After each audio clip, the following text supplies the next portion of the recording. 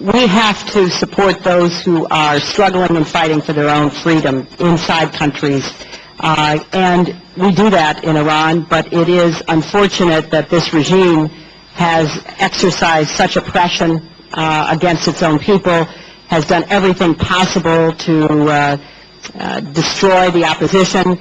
So we do support, and we will continue to support, and we will be very vocal in our support. But we also look at those moments, those hinges in history where there is an adequate critical mass of people that are willing to stand up for their own rights. And unfortunately, in many countries, it took a long time in the Soviet Union, as you know, and then countries began to move, and we were there with support for them. We see that now in the Middle East, in North Africa. Iran is a tougher case, but we are going to do everything we can to support those who want that freedom.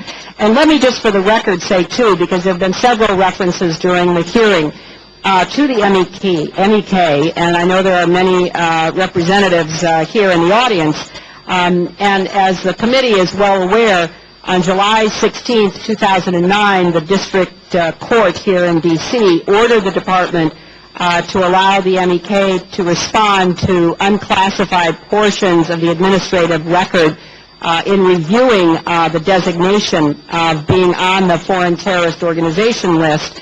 And as such, we are again reviewing the designation in accordance with the court's decision and applicable law, and this review will result in a de novo decision concerning the designation of the MEK. When do you think you will have that decision? You know, it's proceeding.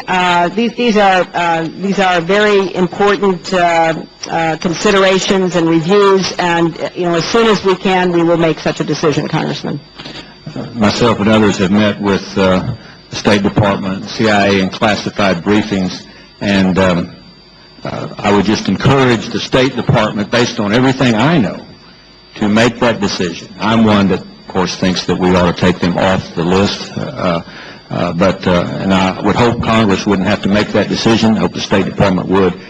But I would ask that if any information comes forward, either way, that your Department of State would share that with us in a classified briefing so that we have that information. And the last question I was going to comment on and concern was the residents of Camp Ashraf. They are nervous. Their relatives are nervous. How do you, just your opinion, think this is going to play out once we're gone? How do you see that working and playing out? Well, first,